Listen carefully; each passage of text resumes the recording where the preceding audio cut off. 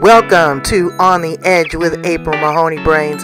Here, this is the spot where the conversation is pointed, the guests are sharp, and the responses are never dull. Welcome home, Brains. There's only one requirement to hang out on the edge, is that you open your big brain and close your small mind. Did you bring your thinking caps? It's time to put them on, because the conversation starts now. Kimberley Linert. Great. How is this sound? Is it okay? Yeah. Are you getting an echo at all? Any No. backfeed as I talk? No? Because it's important as podcasters, our sound has to be on point. Mm-hmm. Did Yeah, you? I usually record like this, but I do have these little ear things if you want me to put them in. No, I'm good. I'm good. You know, did you spend a lot of money on equipment for your podcast? No. No?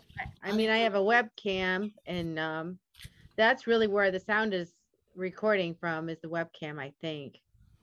No, you're recording right here on the edge. Where's my postcard? Right now, Brains, that is Dr. Kimberley Linert. We're going to talk podcasts and mindset and how she got so many subscribers on her YouTube. What are some of the secret sauce to success? Why is she even bothering to do this? And the challenges that we face as podcasters. So, Brains, help me welcome her to the edge right there. This is cute as she can be in blue. Dr. Kimberley Linert. Hi. Hi, thanks for having me. I'm very excited to be on your show. I'm excited to be on my show. You're so smart. What is your doctorate in? It's in behavioral optometry. Behavioral optometry. So if I put those two together, that would be maybe the watchful eye of the mind? Is that that sounds really wonderful, but that's not really what I do. But what I do is I assess the whole person, not just their eyes. So I'm looking at every area of life, not just vision, not just eye health.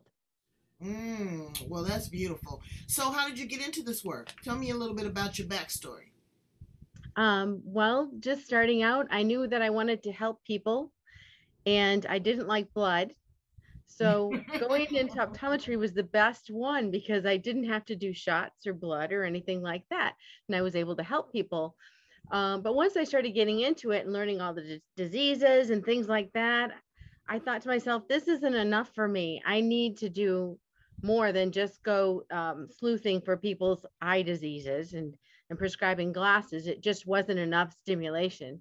And so really early on, I started working with a doctor who does vision therapy.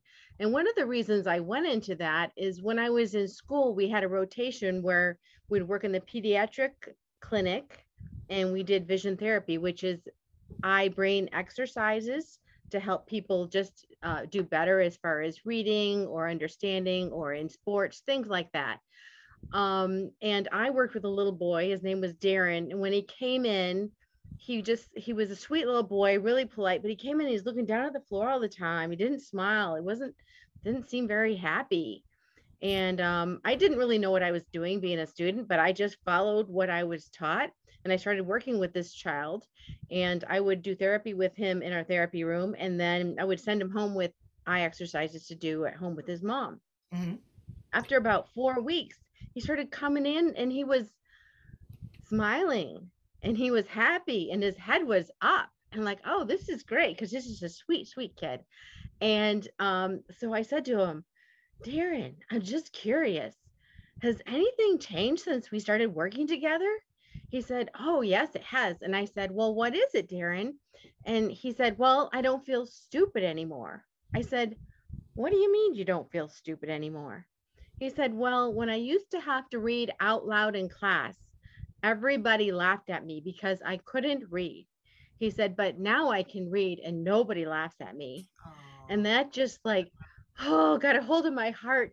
And I thought, if I could just do that over and over thousands of times, it would be my whole life would be worthwhile if I could just do that for, one person after another, because these issues that Darren was experiencing, if you don't fix them, they don't really go away. Right. So as I They got fester. older, yeah, and I opened my own therapy clinic, I started working with executives, people who were CEOs of their company, and they came in saying, I've always secretly felt stupid. And when it came time to like have a meeting or have meeting notes read or something where something has to be read out loud, they would always pass it off to someone else to do that because they knew they would stumble over the words, even as Right, bright and as right, brilliant, as right. successful as they were. And so, the fact that I could do that over and over, that's how I got into that. That's amazing. That is amazing. Because I had a reading challenge. And Mhm. you always have the grammar police. I was a little dyslexic, and it's just a different way of learning. Transposing letters, I wasn't able to hear certain phonetic sounds, you know. And my daughter had the same thing. I had an expert on that was talking a little bit about that. And it's just amazing how reading can change your life, Mhm. It really can. you And know. it just opens up opportunities. If you can't read that well, it's you have less opportunities. I mean, college is tough Right. if you're But even struggling. older people, I've read in the newspaper where, 70 and 80-year-old people have started to learn to read because they never did. Hmm. You know, I was surprised at some of the high end celebrities that don't know how to read. And you just automatically assume it's like swimming, you know, not not as many African American. I shouldn't, lump us all together, but we don't swim. So sometimes it's a cultural thing, sometimes it's lack of access, but you have springboarded. So you started this podcast. Let's talk about this podcast.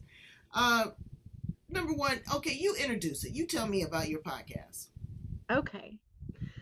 So, my podcast is called Incredible Life Creator.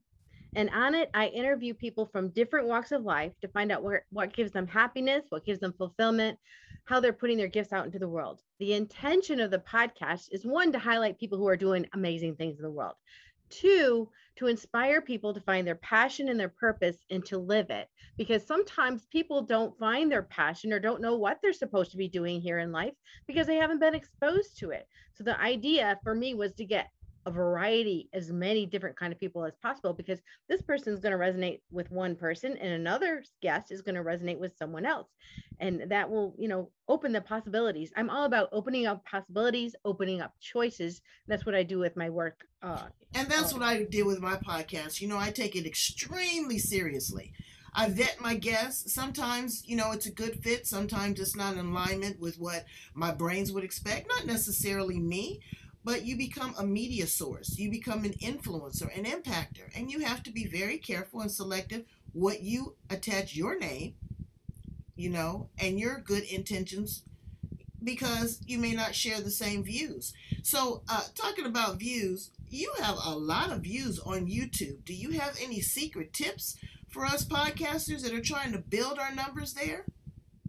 Well, I have to say that it started out very, very slowly. It started out very, very slowly. And part of it is making requests, asking my guests and my listeners and my friends, hey, can you please subscribe? Can you please Right. listen? Because it's key. Not only do you have to have them subscribing, but they need to be listening. A bunch of subscribers with Exactly. no one listening, you don't have an effective podcast. Absolutely. And Absolutely. one of the other things that really helped me is I hired someone who does SEO, Okay. which they actually, and I don't even know how they do it, Yeah, but the they optimizer. somehow use this SEO to find people who are your target audience who would be interested in the podcast anyways. And Oh, basically, they're okay. introducing these people to the podcast and they say, oh, yeah, I would be interested. And they come and listen. So, how long have you had your podcast?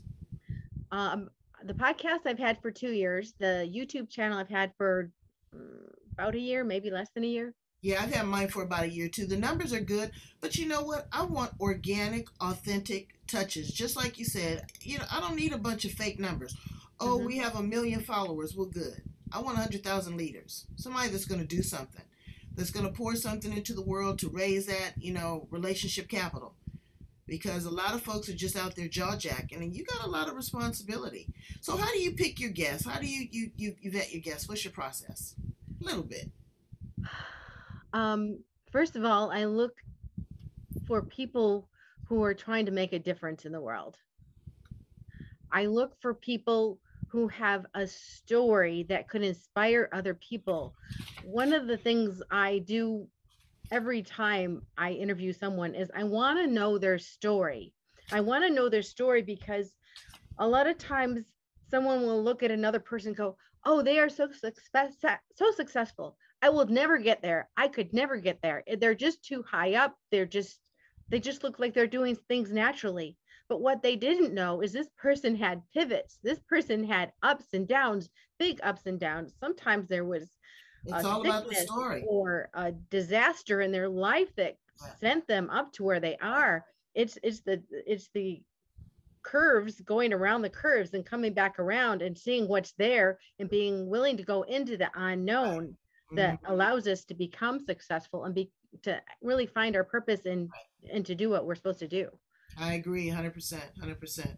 So you have a program called CrossFit for Your Brain. Okay, anything that has to do with the brain, we are there right here on the edge. We are brains, thought leaders, heady, smart. This is where you edit and filter your information. You sort it out, you store it, right? The brain. How do we get CrossFit? If it's a workout like this one, I should be a superhero. All right. Yeah. Well, actually, I do CrossFit. So I do that for my body. I love CrossFit. I'm addicted to it, like many other people. But I actually designed something maybe 10, 12 years ago, and I'm just now having the chance to launch it. And it's called Optic BrainFit. And it's a combination of vision, brain, and movement. Vision, brain, and movement. Okay. Done in a gym setting where you actually come in and do a workout of the day, just like CrossFit, and it's scaled so anybody can do it. So I can work with someone who has special needs. I don't like that word, but someone who has more challenges. I can work with someone who is older, who is they're worried about losing their memory, things like that. We can work with visual memory. I can work with elite athletes. I can work with executives. I can work with anyone who wants to just enhance their life. And that's by connecting your brain and your body. And when they're connected, and of course, there's the spirituality part that I don't talk about much, but when you connect these parts, the spiritual comes in also. Absolutely. You can't help it. Because you really turn into more of, energy than matter. So you have to connect on that frequency. I'm with you. My brain's with you. You ain't got to sugarcoat it. You got to give it to them 110%. That's the only way they know how to get it. But it's really important that we, again, exercise your brain because it's a muscle. And it'll be ending up looking like a wet noodle. That's not a good look, brains. So what do you do for fun and recreation? Well, CrossFit is definitely one of those. And I like to spend time with friends. And I am a water person. If I can go to the beach, go to the pool, anywhere there's water, I'm really, really happy, whether I'm in it or walking next to it. Right. I love that. That's wonderful. So are there any programs, offerings that you'd like to share with my brains? I want them to tune into your podcast. See, brains, we want not just the numbers, but we want you to listen to the content. This is work. They think, Kimberly, that we're just, playing around here. You got to create content. You got to upload. You got to edit. You got to deal with the individuals. Make sure you're representing yourself and your brand. It's a lot of work. Don't you feel? It is a lot of work, and you have to be consistent. That's the thing I found. Consistency is key. Because once you start building an audience and people start following you, everybody's popping up like dandelions. Oh, I'm going to start a podcast. Well, it's one thing to start it. I've had mine for 17 years, and it started when podcasting was in its infancy. And we were talking a little bit about, equipment. It's great to have the state of the art. You want to have a great mic. You want to have some great headphones. You always want to have that as a part of your work equipment. But for the most part, it's, using the telephone or using the Zoom. And really take advantage of those and learn how to master those and master your message and craft your message. What do you think it takes to be a good interviewer, Kimberly? I don't even feel like I'm an expert in this because I'm still learning. But for You do a me, great job. the most important thing is to listen. So I ask a question and I listen. And I'm listening because I want to think about what questions are my listeners wanting to know? What do they want to know about this person? And so I take what the person's saying and I ask the questions I think my listeners would want to know Absolutely. the answer to. But I think listening is important. And I also try and find questions that I think no other podcaster or interviewer has asked them.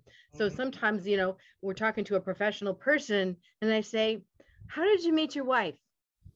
Tell me the story about how you met your wife, I do the same or, thing. things like Right. that, because we're real people. I don't want to just, I do want to give the content of their expertise, but we're real people. I want people to connect with them as a person, not just as an expert. Absolutely, absolutely. Because again, that's just, that's how we're going to survive. So, what is all of this going through COVID and being in timeout? What has it taught you about yourself and about humanity? Oh, so many things, but it just emphasized the fact that one of my core values is freedom, freedom, freedom, freedom. And as I saw different things happening, it even made me more dedicated to get as much content out as possible, because what every single person has is their voice. And so I want to use my voice and I want to help as many people as possible use their voice to say, okay, this is who I am. This is what I choose. This is, I am expressing myself. Because, you look around and you see people walking around with a mask, and, people have different ideas about that. I'm not even going to go into that. But, I see it as my mouth is covered. My voice is covered. I don't want my Mm, voice covered. mm. I want You it know what I say? free. Good. Your mouth is covered. You're protected. I'm protected. It's an invisible devil, and I'm gonna err on the side of caution, Mhm. because I deal with scientists and research, and again, we don't have to be political about it, but if you don't Right. want to do it, I'm not gonna sweat you, but don't be bothering me because I want to do it. What's the big deal? Mhm. And that's with anything. It's choices and options. It's about having a conversation. It's about being heard, having a voice. And we're fortunate enough to have a microphone in front of our face because we are sharing great content, great information. We got to get you some postcards, Kimberly. I know. I forgot my postcard. You sent me one. We got to get, no, yeah, and we got to get you a coffee mug. So Uh-huh. I wanted to thank you so much for being here and sharing your podcasting tips and your information and really what your purpose is and your messages, because again, there's so many podcasters out there. I read somewhere it grows over 200,000. Wow, that's a lot. I know, but again, are you being heard? Are you delivering a valuable message? Are you responsible? Are you consistent? Are you showing up when people say they're going to listen to you? Are you diversified? Are you monetized? Really? All this content and work, you got to make some money, brains. You can't do it for shit and giggles because you're cute. So again, thank you so much, cutie, for being here on the edge. Please tell my brains how to get in contact with you and follow you and listen to you. Okay. Well, the best place to really connect with me is either on Facebook or LinkedIn, just under my name, Kimberly, KimberleyLinert. I also have a website with my name, drkimberlylinert.com, where you can find out more about the podcast or my book, or, different things that I'm doing. But I'm not very administrative. So if you really want to connect with me, the social media is the best way. Where's your book at? Let me see your book.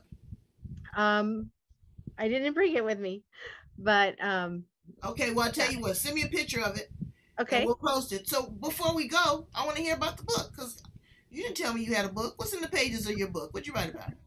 It's called Visualizing Happiness in Every Area of Your Life. Mm. And I decided to write it because I had been in the therapy space for a long time, working with people one on one, and I wanted to be able to help a huge number of people, like as my legacy. And so I wrote this book, and it's just kind of a step-by-step guide of finding out, okay, who am I? What do I like? What's important to me? How do I put that all together and actually organize that into my life? So when I get to the end of my life, I can look back and be satisfied. It's not like, oh, I'm going to do it tomorrow.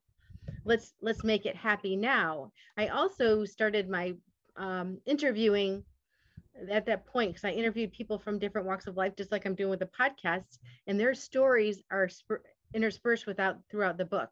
Oh, Anyone wow. from a monk to a lady who was in the automotive industry to, someone, Greg Reed, who was the head of Secret Knock. So some really interesting stories in there. Wow, that's amazing. Well, again, keep doing what you're doing. Don't get off the airwaves because, you got it. You definitely got it. Longevity.